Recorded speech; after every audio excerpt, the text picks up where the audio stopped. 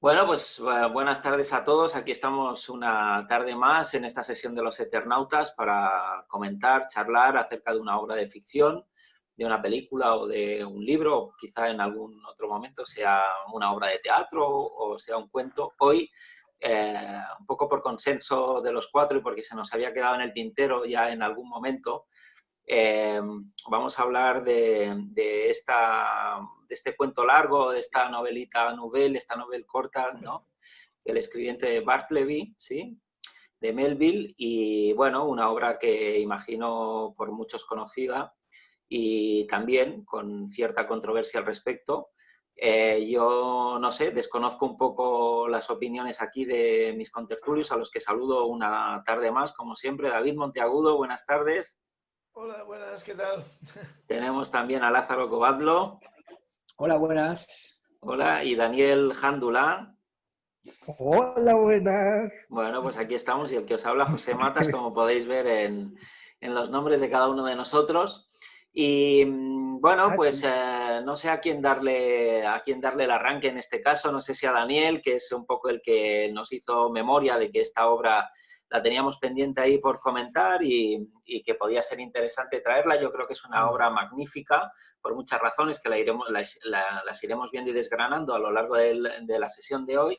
Y un poco, no sé, Daniel, si te parece bien, te dejo el arranque para que nos des tus impresiones o qué cosas crees que son interesantes de tratar en esta obra y a ver el resto que nos dice David y que nos dice Lázaro.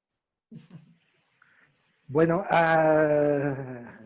estaba a punto, estaba tentado de decir, preferiría no hacerlo, pero bueno.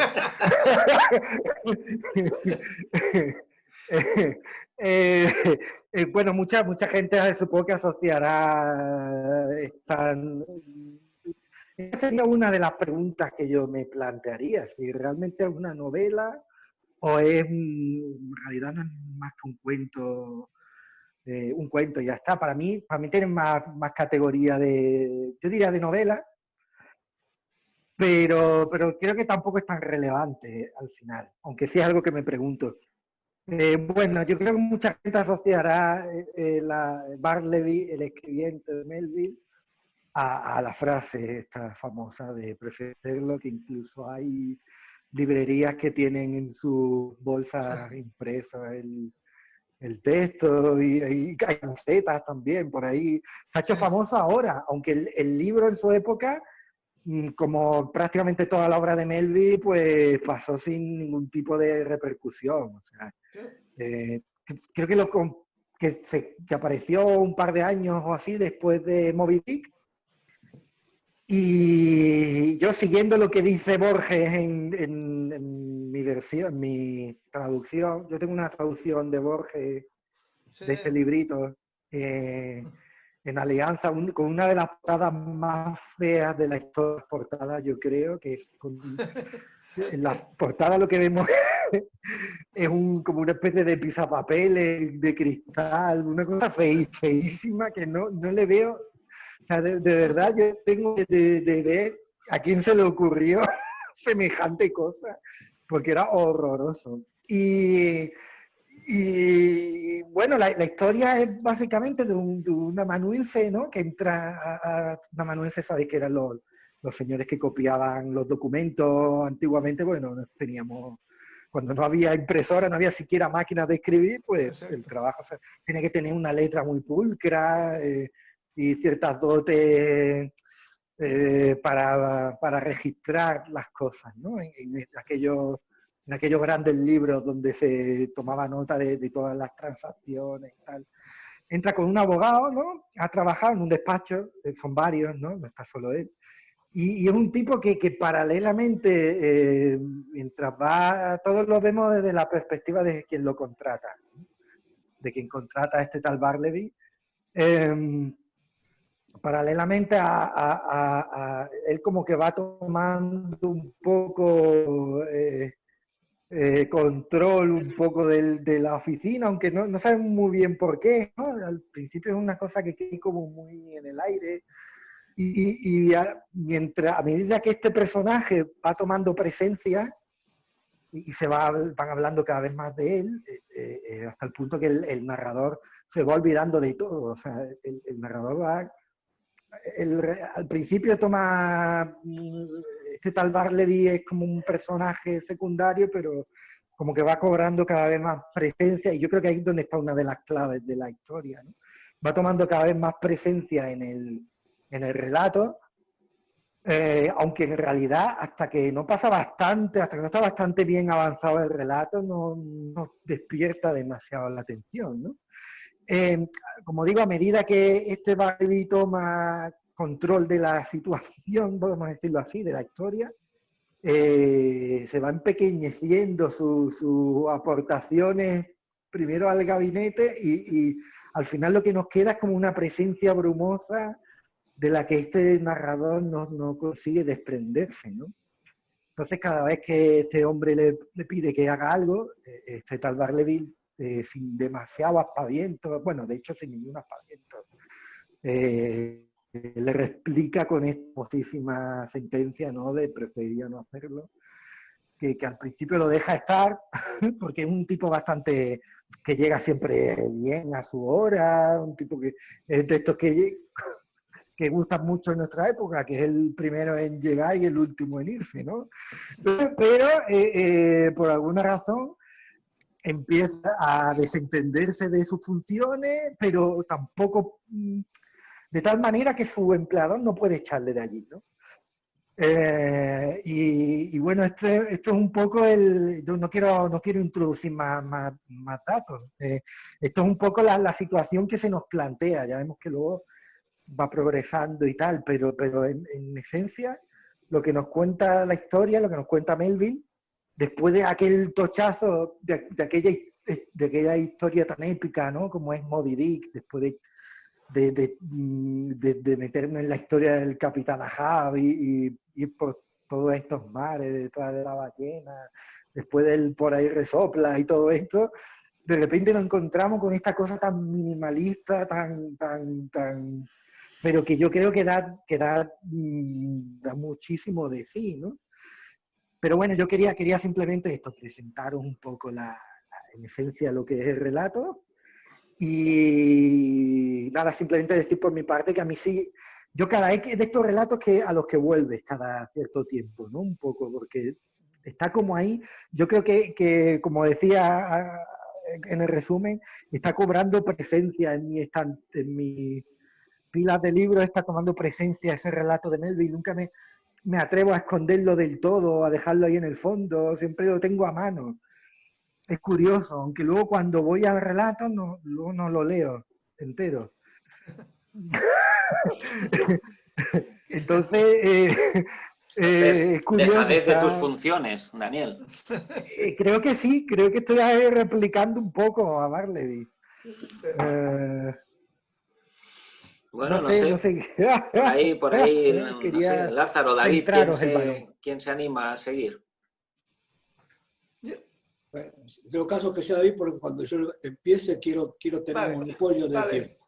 vale, pues bueno, nada, este cuento, porque yo, para contestar a una de las cosas que se han planteado ya, a una cuestión de si es una novela, un cuento o una novela breve, yo creo clarísimamente que es un cuento, no veo que sea novela ni por la extensión que tiene, ni por la estructura. Yo lo veo clarísimamente como un cuento. Además, en el cuento anglosajón hay una tradición, una gran tradición de cuentos bastante extensos, y yo lo veo clarísimamente como un cuento. Pero bueno, esto como es muy relativo, pues cada cual puede tener su propia percepción. Yo el libro lo tengo bueno, el cuento lo tengo en esta antología del cuento norteamericano, que está hecha por Richard Ford, y que están todos los norteamericanos desde el primero, desde Washington Irving hasta los años 90, creo. Y es un volumen que está en papel Biblia y tiene muchísimas páginas y muchos cuentos. Y aquí, cuando sale algún cuento que tenemos que comentar algún cuento americano y así un poco famoso. Pienso cuando Ham, nuestro común amigo, aconsejó el cuento ese de el incidente sobre el puente del búho y tal, pues aquí también está, o sea, están todos los cuentos famosos. Yo quería contextualizar un poco. Bueno, primero decir que el cuento me encanta, ¿eh? O sea, es un cuento de estos que ahora se ha puesto un poco de moda, es lo que comentaba Jándula, que, bueno, se ha puesto un poco de moda, digamos, en el sentido de que ha aparecido todo ese merchandising sobre este texto concreto, y ves a algunas personas que van con la camiseta esta del preferiría no hacerlo, escrito en el inglés original además. Pero por un... Yo todos los años para Reyes me la pido y nunca me la traen. Entonces los que descubrimos el cuento hace mucho y que ya nos gustó mucho cuando era una rareza y tal, pues siempre tienes aquello un poco de que era un tesoro para ti, un pequeño tesoro, y que ahora se ha popularizado más, ¿no? A mí el cuento me encanta, ¿eh? O sea, está estupendo. Y está escrito con el tono, ¿no? El tono es una cosa muy sutil y muy difícil de definir porque es un poco inefable, pero el tono es este tono con un sentido del humor suave, con una cierta ironía y con esa suavidad, ¿no? De una persona. Aquí yo creo que es muy importante en este cuento la voz del narrador, ¿eh? Que es algo que ahora en el resumen que ha hecho Daniel ha pasado un poco por encima del tema, pero está narrado por la persona que emplea, el que le da trabajo en su despacho a este Bartleby, ¿no? Al que Bartleby viene a pedirle trabajo y le da trabajo. Bueno, él buscaba a un escribiente más porque tiene mucho y había trabajo. puesto un anuncio en el diario, sí. Sí, entonces es muy importante la voz del narrador, porque el narrador, yo creo que aquí en esta narración está, como siempre ocurre, que aquello que dijo Flaubert, ¿no? Cuando le preguntaron, que dijo que en realidad Madame Bovary soy yo. Madame Bovary soy yo, c'est moi, ¿no? Entonces, los que escribimos siempre nos estamos proyectando en nuestros personajes, en nuestros hijos literarios, e incluso en los que parece que no, en los que pues hay algo nuestro siempre, ¿no? Entonces yo creo que aquí en este relato el propio Melville se reparte un poco, mucho en el empleador, ¿no? En este procurador o este hombre que trabaja para los juzgados y para todas estas cosas, y también en el propio Bartleby, ¿no? Entonces, el empleador es un hombre que es un abogado, que tiene trabajo, que se gana la vida con eso, pero que no tiene ninguna ambición, ya desde el principio lo dice. Él quiere vivir tranquilo y cuando llega a casa no llevarse el trabajo para casa y no tener demasiadas preocupaciones. Entonces se conforma con una áurea mediocritas, digamos, de vivir tranquilamente, ¿no? Y el empleado el Bartleby, es el caso extremo ya, ¿no? El que ya renuncia a toda ambición, incluso a toda actividad, y también con una cierta vena autodestructiva importante, ¿no? Claro, es un personaje interesantísimo, el Bartleby, también desde el punto de vista psicológico. Es un personaje que está en la familia, yo creo, de las anoréxicos, de las personas que un poco renuncian a seguir alimentándose, porque en el fondo lo que quieren es desaparecer. Es una necesidad ya de desaparecer. Es interesantísimo, ¿no? El cuento, y empieza con este tono irónico, con este tono, incluso con cosas muy, muy graciosas, cuando hace esa descripción de los 3 empleados que él tenía antes de contratar a Barleby, los 3 empleados con sus rarezas todas, todos con sus peculiaridades, y lo describe esto con mucha gracia y con mucho humor y con mucha retranca, ¿no? Pero como la narración, cuando aparece este personaje raro, que en principio es un tipo que en principio es un tipo modélico, él dice morigerado, ¿no? En la traducción de Borges, por cierto, que es la que yo tengo también, dice que era un tipo muy morigerado y muy circunspecto y como muy modoso y tal, ¿no? Pero claro, esto se va convirtiendo en... El texto va ganando dramatismo y al final acaba en un auténtico drama y acaba, digamos, con una... no con una emotividad, pero el hombre este, que no tiene ninguna obligación para con este tipo raro, que al final le dice que se marche, intenta despedirlo, pero pero el tipo se niega, es un caso típico de resistencia pasiva, pero se acaba implicando, ¿eh? O sea, el abogado acaba implicándose en el caso ese y va a visitarle cuando está en la cárcel, intenta tener comida de calidad, y nada, el otro pasa una inactividad total, incluso deja de comer hasta que muere, o sea, realmente hasta que la desaparición.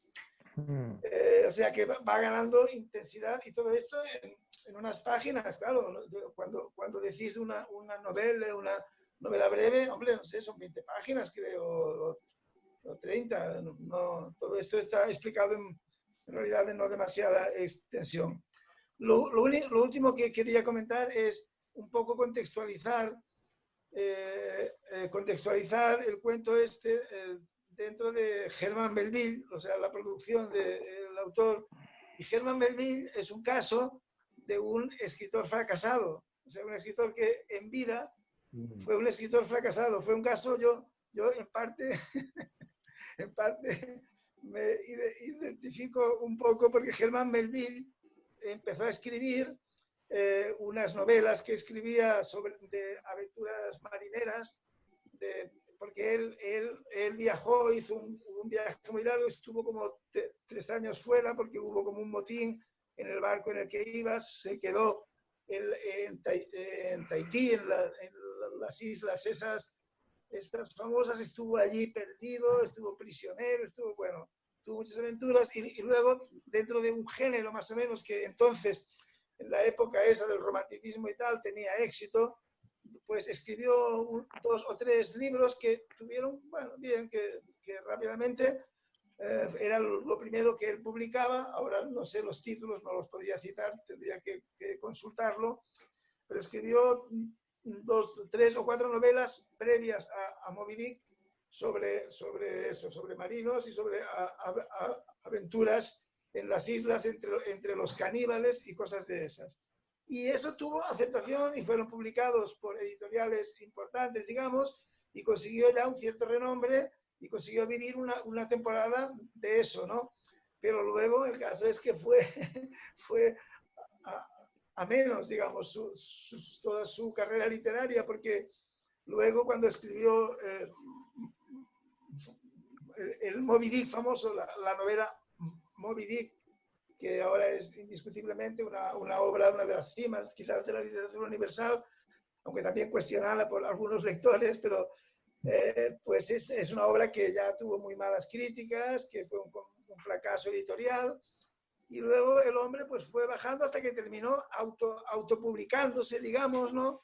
Con unas tiradas de 300 ejemplares y terminó publicando libros para los 4 conocidos y terminó escribiendo poesía aparte, aunque seguía siempre también, alternaba con cosas de prosa o con la novela Billy Wood Marinero, de Sailor, que fue póstuma porque él no la dejó, estaba terminándola cuando murió y tal, pero fue un hombre que fue a menos y al final tuvo que coger un trabajo en la aduana como funcionario en la aduana, digamos, para ganarse la vida y para subsistir. Que se lo consiguió su amigo Hawthorne.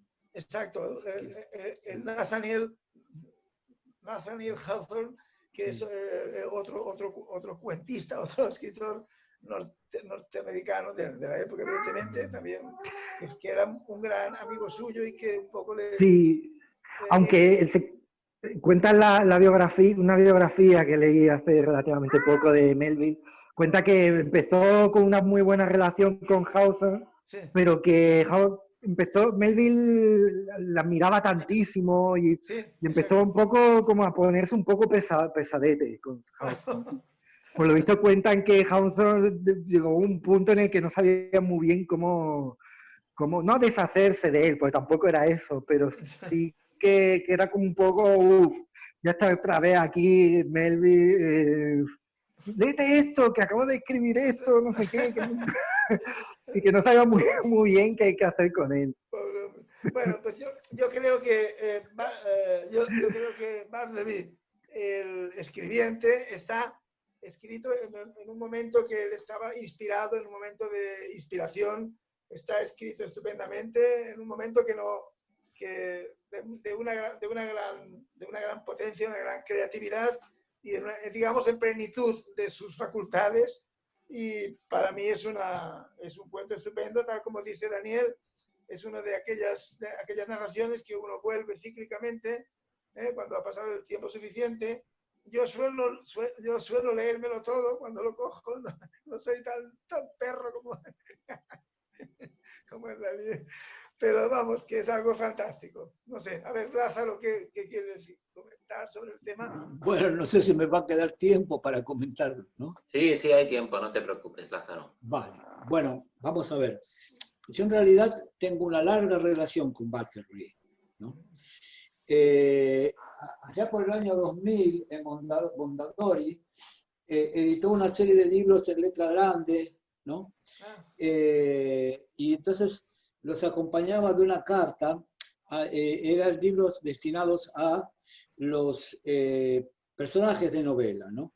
Entonces, a mí me encargaban una sobre Emilia Pardo Bazán, que no la había leído y que no me interesaba demasiado, y todavía tengo que ver qué pasa con ella, ¿no? Pero bueno, lo que pasa es que para entonces, prácticamente casi desde mi adolescencia, desde que leí el prólogo de la edición de Borges, yo estaba encandilado con Bartleby, ¿no? Sobre todo porque lo relacionaba con una especie de modo de ver el mundo tomado del taoísmo, del Tao Te Ching, ¿no? En el sentido de la no acción, ¿no? Y eso está en Bartleby, que prefería no hacerlo. Así que yo escribí la carta, ¿no? Este es el libro, a ver si se ve aquí. Sí.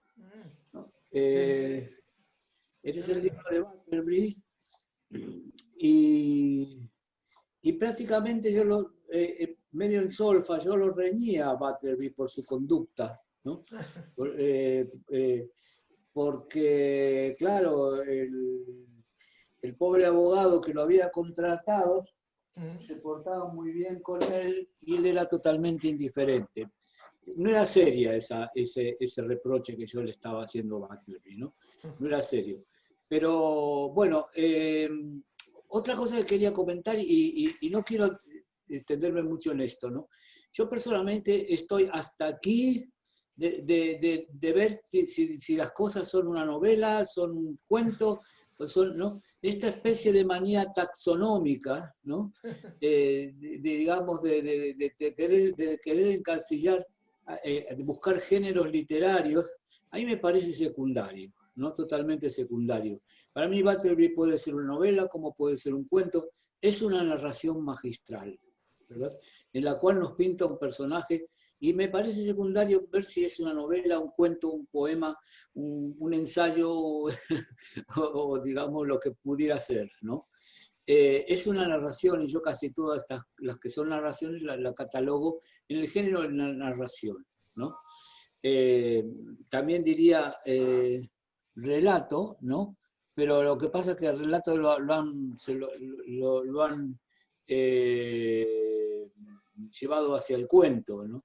Así que digo simplemente una narración, ¿no? Aunque también se puede decir que es un relato. Bueno, pero esto, como decía, es secundario, entonces preferiría no abundar en eso, ¿no? Bueno, lo que habéis comentado de tanto Daniel como David, lo que habéis comentado de Butler es bastante oportuno, bastante pertinente, que sí, que Butlerby era un tipo realmente raro. Es decir, los psiquiatras, los psicólogos se podrían encargar de analizar su conducta, pero eso me parecería muy poco literario, ¿no? Es decir, porque entraríamos en tecnicismos y cosas por el estilo, ¿no? Butlerby entra, cuando se pone a trabajar, trabaja muy bien, ¿no? Sí. Era la época en que había que, los documentos había que escribirlos en tinta, él moja la pluma en el tintero, y está, por ejemplo, creo que pero uno de los dos asistentes es medio puerco para trabajar y casi todos los documentos los deja manchados de tinta, ¿no? Cosa que no se dice que hiciera Butlerby, ¿no? Entonces,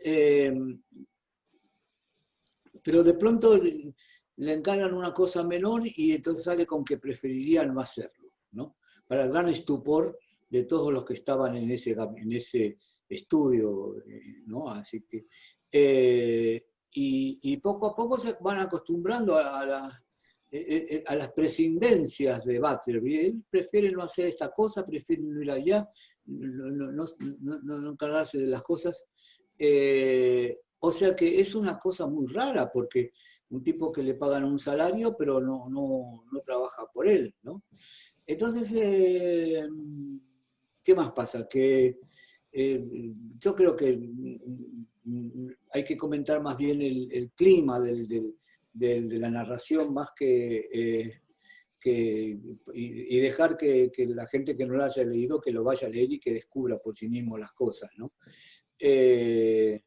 Bueno, y realmente sí, es sorprendente que Melville, que fue un escritor de acción, ¿no? A mí me interesa mucho ese tema del escritor de acción, porque hay una creencia de que, no sé si generalizada, ¿no? De que los escritores, los intelectuales, ¿no? Son gente que está ahí sentada, pero vamos a ver, Cervantes tuvo una vida aventurera, qué sé yo, Jack London y así, es un largo, etcétera, Hemingway, ¿no? Entonces, Melville sí fue que se enroló como marinero en un buque ballenero, que desertó en una isla llena de antropófagos, él y un camarada, y parece que el camarada se lo comieron. Quién sabe si habrá estado sabroso, ¿no? Pero no sé. Bueno, y entonces, claro, cuando él cuenta estas cosas, sí que tiene éxito, ¿no? Pero realmente cuando sale con Moby Dick es una novela ardua, es una novela llena de ¿cómo se llama?, de incisos y de cosas así, y comentarios del margen, y hay que leerla con tranquilidad.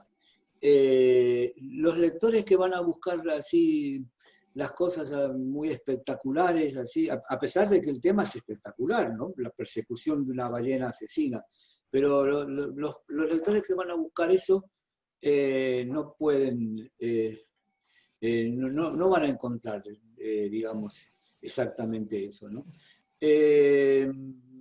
Entonces, sí, efectivamente, no tuvo buena crítica y en parte fue ignorado, ¿no?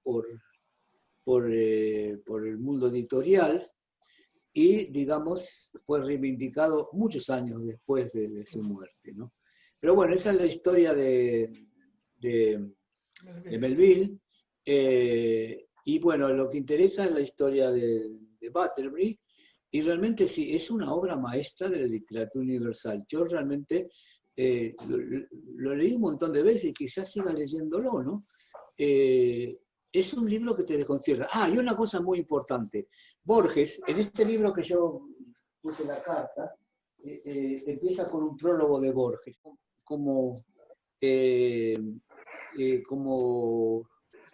traducida por Borges, ¿no? Cosa que algunos dudan, porque si bien parece ser que Borges sabía muchos idiomas, pero digamos, bien, obviamente sabía el inglés y el español, ¿no? No sé hasta qué punto conocía el alemán, aunque le interesaba las literaturas germánicas, pero bueno, vamos a suponer que sí, o que con ayuda tradujo la Metamorfosis, y yo leí la Metamorfosis antes de leer a Butterby, ¿no? Muy temprano en mi vida, quizás debo referirme a mis 17 años, una cosa así, ¿no? Y cuando leía a Butterby dije, joder, pero si esto es Kafka, ¿no? En el sentido de que se mueven en el absurdo, ambos personajes se mueven en el absurdo, ¿no? Un absurdo que a mi juicio es totalmente realista, ¿no? Porque considero que toda la vida actual, todas las relaciones en el mundo son totalmente absurdas, ¿no? Y vemos lo que está pasando en este momento, ¿no? Por ejemplo, qué sé yo, el asalto al Capitolio y todo ese tipo de cosas. Bueno, pero eso sería irse muy lejos, ¿no? Pero bueno, el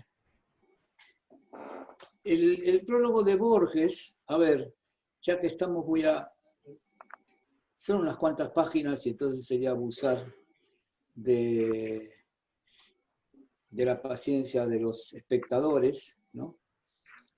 Pero no voy a leer las primeras, porque es curioso cómo Borges es uno de los pocos que sabe adjetivar bien. Yo personalmente tengo mucha prevención con los adjetivos, ¿no?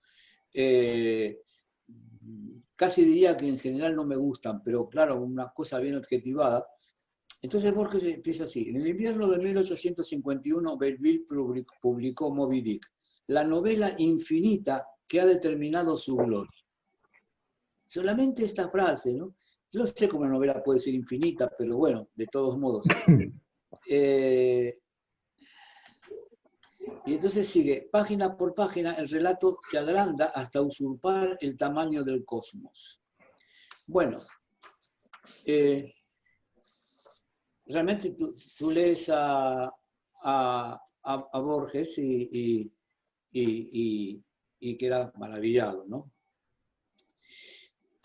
Parece ser, ahora voy a leer brevemente, no os asustéis, parte de la carta, porque claro, todos estos libros que se habían editado en esa época, que editó Mondadori, que tenemos Insolación de Pardo Bazán, con carta de Ángeles de Tristana, con una carta de Alicia Jiménez Bartlett, bueno, Tifón de Conrad, de Juan Bonilla, ¿no?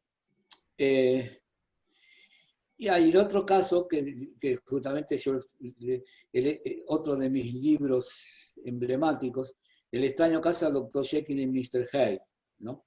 De Stevenson. Pero yo también pedí ese libro, pero ya lo tenía Jorge Volpi, ¿no? Bueno, pero como iba diciendo, cada uno de estos le escribía una carta al personaje principal. Entonces de Butler se sospechaba, por lo menos así se dice en el relato, en la narración, en la novela si queréis, en el cuento, no sé cómo, ¿no? Se sospechaba que había trabajado en una oficina de las cartas muertas, que son aquellas cartas que no llegan a destino, ¿no? Y que puede ser que eso lo había traumatizado, ¿no? Entonces yo empiezo así: casi con seguridad el destino de esta sea engrosar el montón de cartas muertas que, de acuerdo con cierto rumor, usted clasificó durante muchos años en una oscura oficina de correos. ¿Está muerta una carta que nunca llega a destino? Me lo pregunto y me pregunto si usted se lo habría preguntado en su día en caso de haber sido cierto el rumor de Marras. Bueno, eso más o menos, no sé, podríamos, me parece que tenemos, casi todos los que estamos participando en eso, tenemos una natural simpatía por este señor, ¿no? Por Bartleby, y uno podría seguir tirando del hilo durante horas, ¿no? Prefiero dejarlo aquí e invitar a quien no lo haya leído a que lo haga, ¿no? Y no mucho más por mi parte. Vale.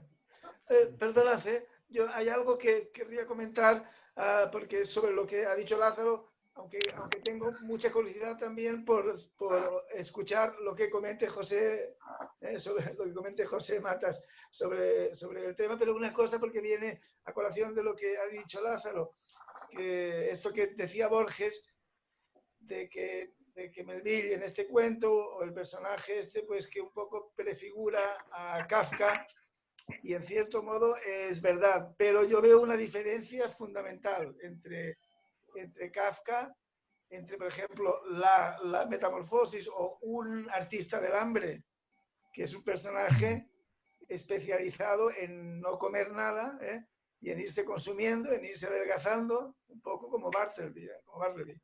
Entonces, hay una diferencia fundamental, que es que eso sería cierto, que Bartleby es muy kafkiano, si Bartleby, el escribiente, estuviera contado desde el punto de vista, aunque fuera en tercera persona, como muchas de las narraciones de Kafka, que son en tercera persona, como por ejemplo La Metamorfosis es en tercera persona, aunque fuera en tercera persona, que estuviera narrado desde el punto de vista de Bartleby. Entonces sí que sería kafkiano.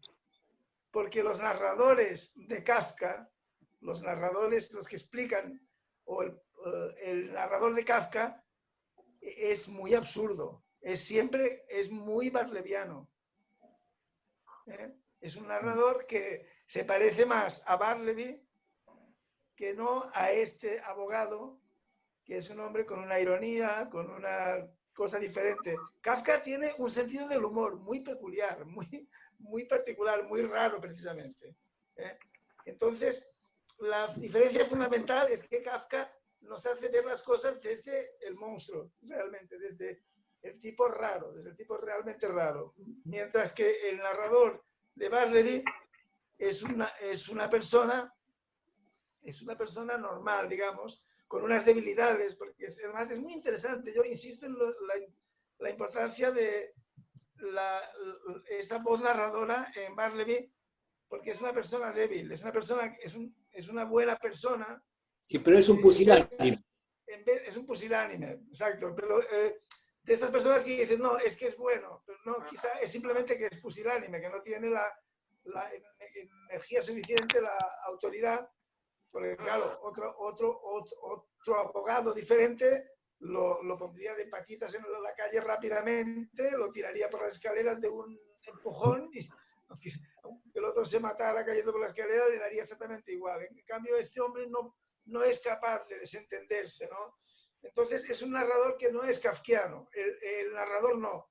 El personaje de Bartleby sí que es kafkiano, pero el narrador no. En Kafka lo interesante precisamente es que está narrado desde el punto de vista de estos personajes, ¿no? Como La Madriguera o como tantas otras narraciones de Kafka, que están hechas realmente desde el punto de vista de Bartleby, aunque sea, porque Bartleby, él dice, es muy circunspecto, es muy morigerado, es como muy casi aburrido, y Kafka es un narrador muy aburrido, es muy notarial, es muy...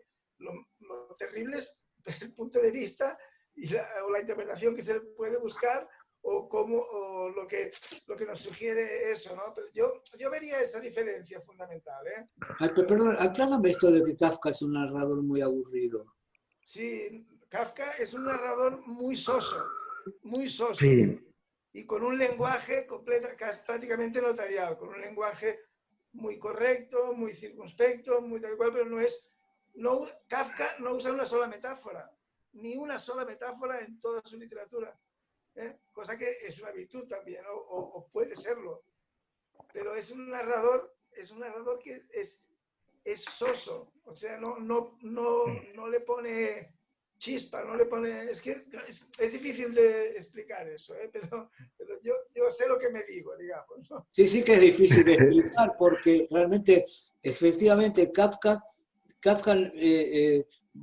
narra hechos, tiene pocos adjetivos, no enjuicia, deja que el lector lo haga.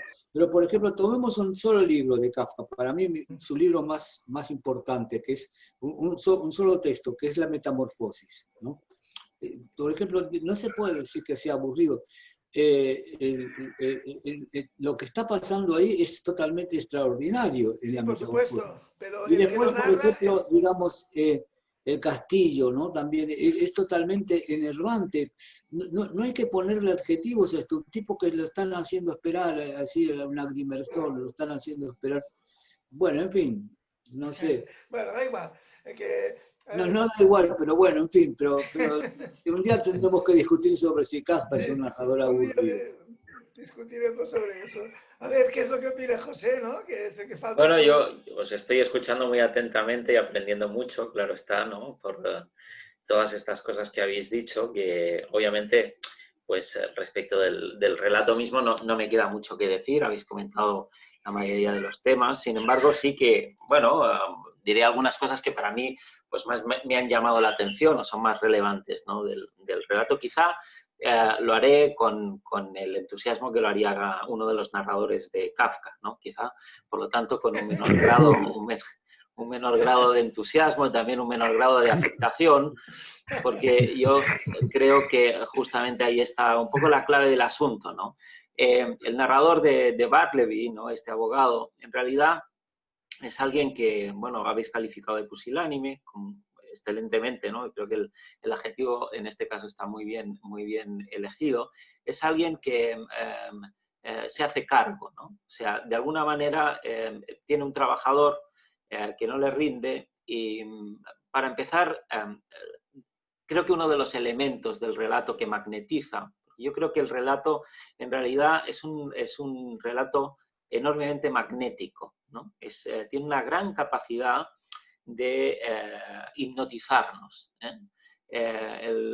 no solamente porque nos sitúa muy bien en ese contexto laboral, ¿no? De la pulcritud máxima que se le había de exigir, ¿no? A los escribientes, sino porque en ese contexto donde la comunicación entre, en este caso, el jefe, el abogado, los otros dos trabajadores, que además son una especie como de elementos contrapuestos, así los define perfectamente el narrador, nos adentra en esa atmósfera y a partir de ahí se crea, en cuanto Bartleby se niega a hacer este encargo, en principio una cosa menor, ¿no?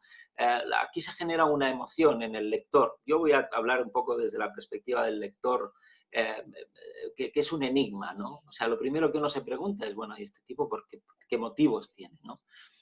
Para negarse a hacer esto? Porque siempre creemos que cuando alguien toma una determinación en algo, tiene verdaderos motivos para hacerlo. Obviamente esos motivos no están revelados ni expuestos en ningún momento porque el tipo, Bartleby, no habla. Es alguien que no nos dice nada, más que él preferiría no hacerlo, ¿no? El insistir en un aserto siempre ante determinadas circunstancias, en realidad no nos viene a transmitir ningún mensaje de entrada. Entonces yo me pregunto cuál es el mensaje de Bartleby, más allá de esta resistencia, ¿no? esta agresividad que él consigue manifestar con esa pasividad, ¿no? Se mantiene firme en un posicionamiento. Y yo creo que además ahí hay que añadirle otro elemento que me parece muy interesante, que es la ausencia total de emoción o de afecto por parte de este personaje. Es un personaje que en ningún momento, ¿no? En términos psicológicos, que antes decía Lázaro, ¿no? Esto los psicólogos o los psiquiatras, bueno, pues aquí tuviera que utilizar, ¿no? Es un tipo alexitímico, ¿no? O sea, y además, ¿no?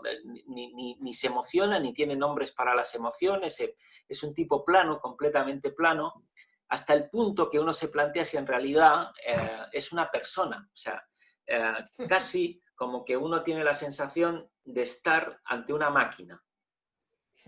Sería esta relación que a veces tenemos todos con el ordenador, cuando le decimos que haga algo y él simplemente nos da uno y el mismo mensaje todas las veces.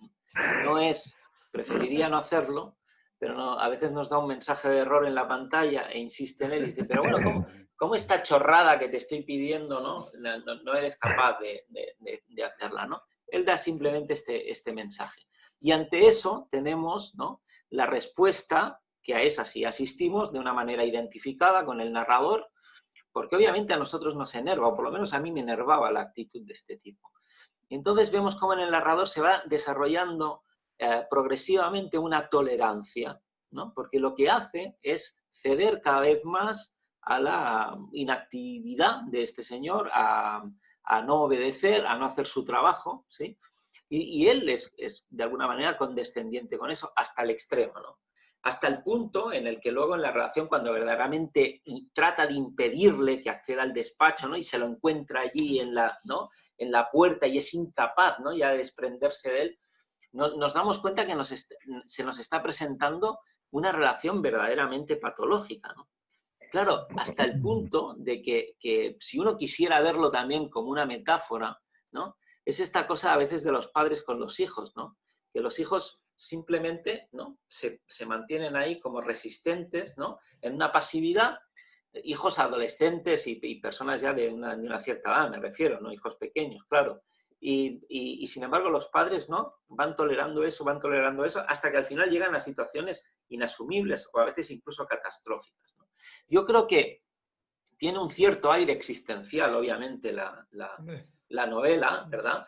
Porque ¿ante qué nos sitúa, ¿no? O sea, el narrador es un narrador afectado, pero es un narrador afectado desde una cierta neurosis, porque en realidad nadie toleraría, ¿no?, o aceptaría que alguien, ¿no?, no sé, creo que hay un término latino que viene muy bien aquí, ¿no?, que es que le baboseara, ¿no?, de esa manera, ¿no? Este tipo me está baboseando, ¿no? Entonces, claro, el relato se aguanta no en la medida que tenemos un personaje como Bartleby, sino que se aguanta en la medida en que hay un entorno que tolera, permite y sostiene a un tipo de esa naturaleza. Exacto. Entonces, sí, perdón. Yo creo que además de Bartleby, el abogado, el narrador, es un gran personaje también. Claro. Sí, desde además luego. Esos dos, porque prácticamente los que juegan, los demás son toda una comparsa, los otros tres que trabajan ahí. Pero yo los he comparado a otros grandes dúos así cómicos, como el Gordo y el Flaco, Laurel y Hardy, ¿no? Una cosa así, son un dúo, ¿no? Así que realmente tragicómico, yo diría. Pero bueno, adelante, sí, sigue, José. ¿No? Entonces yo argumentaba que en realidad el relato no se sostiene en cuanto al personaje de Bartleby, sino en cuanto a que hay alguien que tolera, ¿sí?, y sostiene eso, ¿no? Por lo tanto, la resistencia de este señor que no quiere hacer su trabajo y que cada vez se va desentendiendo más y más de sus funciones y de sus tareas, hasta el punto de que lo único que hace es un acto de presencia, porque con esa mínima acción, que es mínima, que es la presencia, es cuando consigue maximizar la resistencia. Quiero decir, si el tipo no viniera a trabajar, no habría relato. Pero si viene y hace algo, tampoco hay relato. O sea, el relato se sostiene solamente en cuanto que hay presencia y que de esa presencia no se deriva nada productivo. Y que hay quien tolera eso, ¿no? Yo me parece que a partir de ahí cabe cualquier interpretación que puede ser de carácter metafórico, si uno la quiere vehiculizar de esa manera, pero también puede ser de carácter existencial, obviamente, ¿no? Entonces, a mí me parece muy arriesgado el relato. Quiero decir, cuando Melville se plantea hacer, no sé en términos de qué le viene a uno a la cabeza para mantener una narración de ese estilo, o sea, es muy valiente, ¿no? Y conseguir algo que es magno, que es excelso, ¿no? Porque además el estilo de la narración es pulcro, no se pierde en ningún momento el punto de vista, el narrador está constantemente centrado en su punto de vista y de alguna manera asistimos, ¿no?, a la degradación de alguien por un empecinamiento que además otros toleran. Ahí yo creo que sí hay algo kafkiano, como decía Lázaro, obviamente, pero también algunas diferencias, como planteaba David, ¿no? Y la principal es esta, ¿no? Que el narrador o los narradores de Kafka son narradores no afectados por situaciones tremendamente golpidoras, ¿no? Mientras que aquí tenemos un narrador hiperafectado por una situación que en principio es de fácil solución.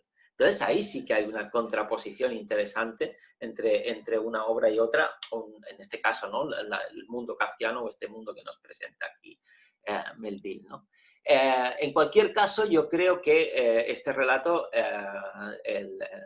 ¿no? El virtuosismo literario que tiene, lo alcanza en el sentido de que es uno de esos relatos que van a perdurar, que siempre, por mucho que pasen los años, alguien va a venir a encontrar algo de lo que esté vigente. O sea, probablemente nosotros aquí podríamos encontrar similitudes con cosas que nos ocurren hoy en día, ¿sí? Y dentro de 50 años o de 100 años posiblemente también haya quien encuentre en ese relato elementos. Entonces, estos relatos, ¿no? Que es cuando se convierten en obras infinitas, ¿no? O obras eternas, o obras que perduran por más años y lectores que pasen por ellas, ¿no? Entonces yo creo que conseguir algo así, hombre, yo creo que necesitas una gran dosis de talento literario, ¿sí? Necesitas valentía, ser alguien osado y arriesgado para plantear un relato así, y al mismo tiempo también necesitas estar tocado por una cierta magia, ¿no? Inspiración, ¿no? Que toques una fibra sin saber muchas veces que estás tocando eso, ¿no? Que estás metiéndote en una beta que al final no solo te va a reportar mucho como narrador, sino que además va a aportar mucho a quien asistan luego, ¿no? Como lectores a ese relato, ¿no? Por lo tanto, bueno, yo creo que el relato tiene muchas aristas, muchos matices, pese a que es bastante plano en cuanto a lo que, ¿no? Lo que va contando, no tiene muchos altibajos, no hay puntos de inflexión importantes, ¿no? En ese sentido es un relato con un eje bastante centrado. Y a mí me gusta también plantearme, ¿no? Las historias de otra manera. No sé, esta historia, cómo habría sido contada por uno de los tipos, ¿no? Cambiando el punto de vista, ¿no? En este caso, porque en verdad hay veces cuando estos tipos hablan que sí que tenemos un poco, ¿no? Su punto de vista, ¿no? Incluso uno de ellos es como más determinante, ¿no? Que incluso dice algo así como que del jefe, o no, que de alguna manera tenemos... Yo creo que el punto de vista de uno de estos tipos que está ahí también nos habría dado una visión muy interesante. Y bueno, ¿no? Yo también soy de los que invita a cualquier lector que no conozca este relato a adentrarse en él, porque en una lectura muy breve va a encontrar muchas, ¿no? Como muchas alegrías si uno disfruta con la buena literatura, claro. Sí, sobre lo que tú comentabas, José, el narrador de Bartleby, ¿no? el abogado, yo diría que es un personaje que no ha aprendido a decir que no. Y aquí estoy citando un libro de José Matas, precisamente, y también un cierto personaje o una personalidad que sale en algún personaje literario suyo. Pienso en un joven que no sabía decir que no también, a una señora mayor que... Es cierto, es cierto. Entonces, un poco es un personaje, ¿verdad?, de ese tipo, que no sabe decir que no. Y esto es un poco, es lo que tú apuntabas. Sí. Es un poco patológico, en cierto modo, aunque es alguien que no... Y esa cosa fundamental que has dicho tú entre Kafka y Melville, es cierto que el narrador de Kafka cuenta las cosas terribles, pero no está afectado. El de la metamorfosis, este viajante de comercio que se despierta convertido en un insecto monstruoso, pues narra todo lo que le va ocurriendo como una cosa, bueno, sí, unos inconvenientes físicos, materiales, domésticos, casi domésticos, ¿no? Esa es la magia, justamente. Cómo come ahora y tal. En cambio, Esa es la diferencia fundamental. Eso es como lo explicaría el propio Bartleby, como lo explicaría Bartleby, desde esa impasividad total, desde esa cosa neutra, ¿no? En cambio, el narrador, tal como ha dicho José, el narrador de Bartleby, pues no, es el que tiene un problema gordo con eso y que se agobia, aunque es un hombre que no se quiere amargar la vida con nada, pero llega a estar agobiado por el tema de este tío que no sabe cómo quitárselo de encima, básicamente. Y esto es un comportamiento muy normal, digamos. Bueno, y sobre lo de infinito, sobre lo de los libros infinitos, porque yo soy un fan de Moby Dick, yo soy uno de los que creen que es un libro también de los que vuelvo a leer cada X tiempo, cada X años, un libro que es muy vanguardista, muy revolucionario, muy experimental, por eso en su época quizás no tuvo ningún éxito, porque es mitad tratado científico. Es un libro en el que de golpe está narrando normalmente y de golpe hay un capítulo que es un acto teatral, es una pieza de teatro, o sea, con la forma de narrar, el nombre del personaje en mayúsculas y lo que dice es una cosa alucinante, ¿no? Luego tiene algunos fragmentos que son prosa poética prácticamente, ¿no? Una cosa que es deliciosa.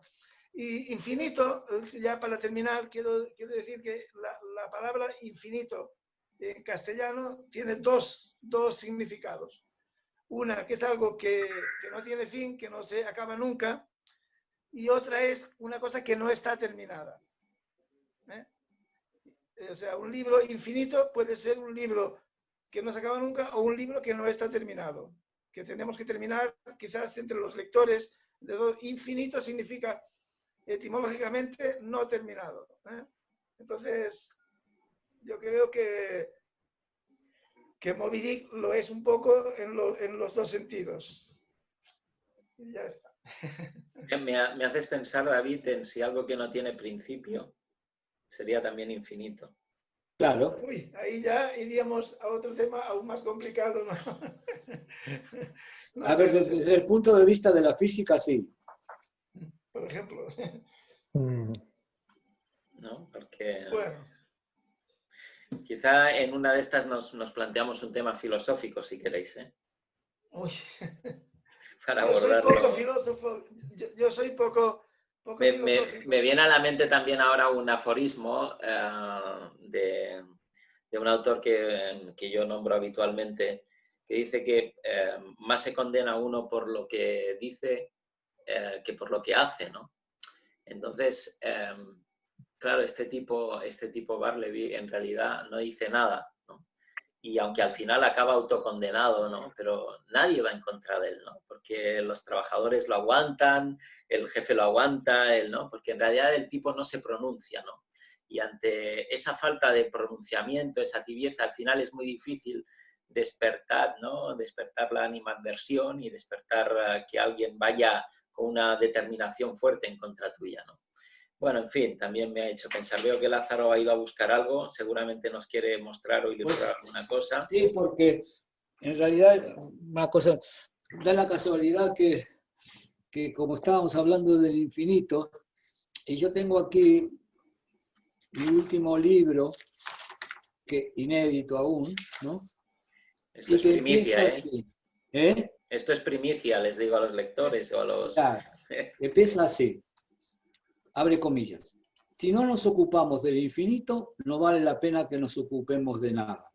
Dijo el poeta, cierra comillas, dijo el poeta Friedrich Hölderlin. Pero ¿cómo podemos ocuparnos del infinito? ¿Cómo podemos vislumbrarlo? ¿Cómo podemos atraparlo? Y si pudiésemos, ¿en qué jaula lo encerraríamos? ¿En una jaula infinita? ¿Es acaso posible imaginar el infinito? Bueno, nada. Os voy a dejar simplemente, si me lo permitís, con una de las paradojas, es que de la matemática, ¿no? En un espacio infinito, ¿no? Tridimensional, un espacio infinito, caben infinitos objetos, ¿no? No sé si conocéis vosotros la figura topológica de la banda de Moebius. Claro. Sí, es es un lazo, ¿no? Es una cosa que rompe con la geometría euclidiana, sí. Correcto, sí, porque en realidad es un lazo con una semitorsión, unido en esa semitorsión, que lo convierte en un objeto con una sola cara y un solo borde, ¿sí? Y nos descoloca mucho porque nosotros estamos acostumbrados a que los objetos o una cinta tengan verso y reverso, ¿no? Este objeto de la topología viene a romper uno de esos principios del infinito, ¿no?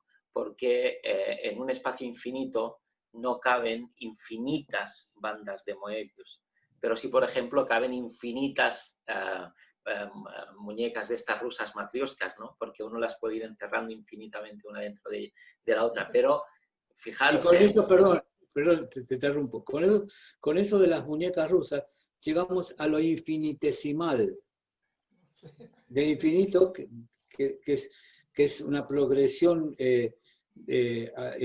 sumatoria, a lo infinitesimal, que es una progresión de resta, ¿no? Así que... Pues esa ruptura, ¿no? que nos propone, ¿no? que nos presenta la banda de Moebius, que al mismo tiempo ella representa, ¿no? el infinito, porque es este lazo, ¿no? ¿Verdad? No cabe en el espacio infinito, no caben infinitas bandas de Moebius, no sé, es como una paradoja que últimamente he pensado bastante en ella y que nos viene bien al cierre de hoy. Chicos, os doy las gracias por haber asistido nuevamente a esta tarde, ¿no? de debate literario y os emplazo para la siguiente sesión. David, que vaya muy bien, un abrazo fuerte. Muy bien, chao, que vaya bien. Hasta luego. Daniel, abrazo fuerte también para ti en Granada, que sigáis disfrutando, que os habéis escapado del temporal, me han dicho por ahí. Sí, de refilón. Pero ya nos tocará, ya. Muy bien. Y Lázaro también, un abrazo fuerte y que sigáis bien. Hasta la próxima entonces. Hasta la próxima.